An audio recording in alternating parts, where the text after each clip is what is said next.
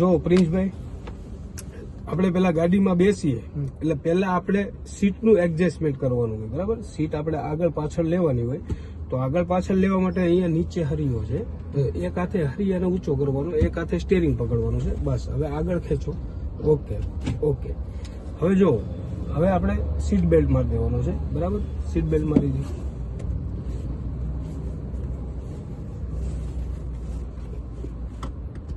Okay. હવે જો, આપણે પગ બે છે, બરાબર? અને આપણે નીચે વર્ક કરવાનું છે 3, મતલબ ABC. A for accelerator, B for brake અને C ફોર ક્લચ, બરાબર? તો આ વર્ક કઈ રીતે થશે? તો પહેલા તો આપણે જો આ બાજુનો ક્લચ છે ને, લાસ્ટ છે એ ક્લચ છે, એને તમારે પૂરો પ્રેસ કરવાનો છે, બરાબર? હવે પૂરો પ્રેસ કરો. ઓકે. હવે ચાવી કીને આગળ કરો. ઓકે. હવે 2 સેકન્ડ કે 3 સેકન્ડ ચાવીને આમ આગળ પ્રેસ કરી નાખો એટલે ગાડી સ્ટાર્ટ થઈ ગઈ. ઓકે. આ 0 થી 1 ઉપર આ કાંટો આવી ગયો RPM મીટરનો, એટલે ગાડી આપણી સ્ટાર્ટ થઈ ગઈ, બરાબર? હવે ક્લચ છોડી દો. હવે જો, ક્લચનું વર્ક આપણે કઈ રીતે કરવાનું છે? ક્લચનું વર્ક આપણે બે જગ્યાએ ક્લચનું વર્ક વધારે યુઝ થાય. પહેલા તો આપણે ગિયર પ્લસ માઇનસ કરવા માટે પૂરો ક્લચ દબાવવાનો છે, બરાબર? પછી જ તે આપણે ગિયરને પ્લસ માઇનસ કરવાનો છે.